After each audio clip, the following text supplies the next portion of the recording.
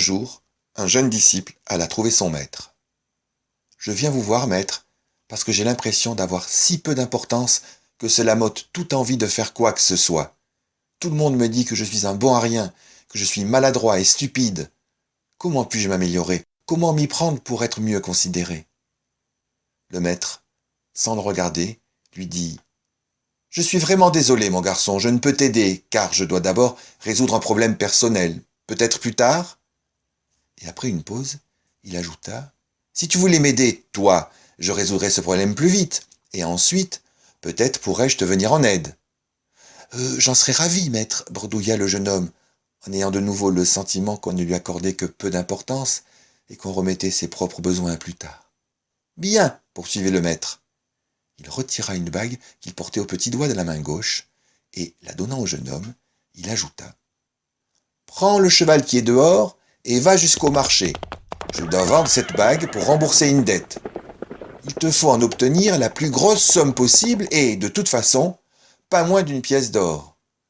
Va-t'en et reviens avec cette pièce aussi vite que tu pourras. » Le garçon prit la bague et s'en fut. Sitôt arrivé sur le marché, il se mit en devoir de la proposer aux marchands. Ceux-ci la regardaient avec intérêt jusqu'à ce qu'il annonce le prix qu'il en demandait. Dès qu'il mentionnait la pièce d'or, certains ricanaient, d'autres détournaient la tête.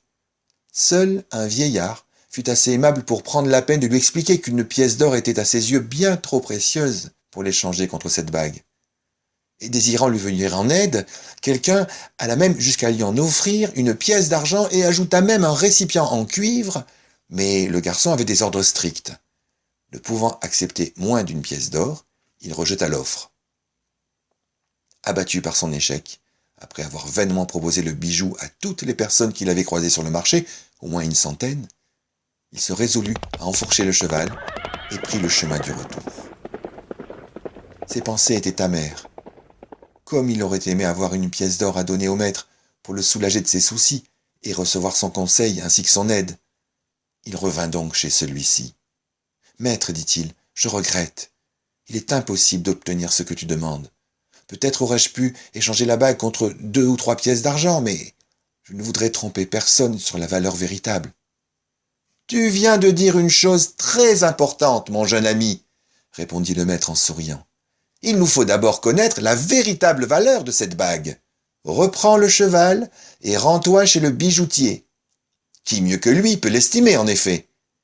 Dis-lui que tu voudrais la vendre et demande-lui combien il t'en donnerait, mais surtout, quoi qu'il te propose, ne la lui vends pas. Reviens plutôt ici, avec ma bague, pour me dire ce qu'il en est. » Le jeune homme entreprit donc une nouvelle chevauchée pour se rendre chez ce bijoutier. Celui-ci examina attentivement la bague à la lumière d'une lampe à huile, puis il la regarda avec sa loupe, la soupesa et finit par dire « Mon garçon, dis au maître que, s'il veut vendre sa bague tout de suite, je ne peux lui en donner plus de 58 pièces d'or. »« 58 pièces d'or » s'exclama le jeune homme. « Oui, répliqua le bijoutier, je sais qu'avec du temps, on pourrait sans doute en obtenir plus de 70, mais si la vente est pressée... » Tout ému, le garçon courut chez le maître pour lui raconter l'histoire. « Assieds-toi, lui dit celui-ci après l'avoir écouté. Cette bague est un bijou précieux, unique. En tant que tel, seul peut l'estimer un véritable expert. Pourquoi exiger du premier venu qu'il découvre sa vraie valeur? Toi-même, tu es comme cette bague. » Après avoir prononcé ces paroles, il remit la bague au petit doigt de sa main gauche et retourna tranquillement à ses affaires. Vous avez aimé cette histoire? Elle vous a interpellé? Pour aller plus loin, creuser la question, savoir un peu comment tout cela fonctionne et pourquoi pas créer vos propres histoires, retrouvez éléments de réponse et pistes de réflexion dans le livre mentionné en commentaire de cette vidéo.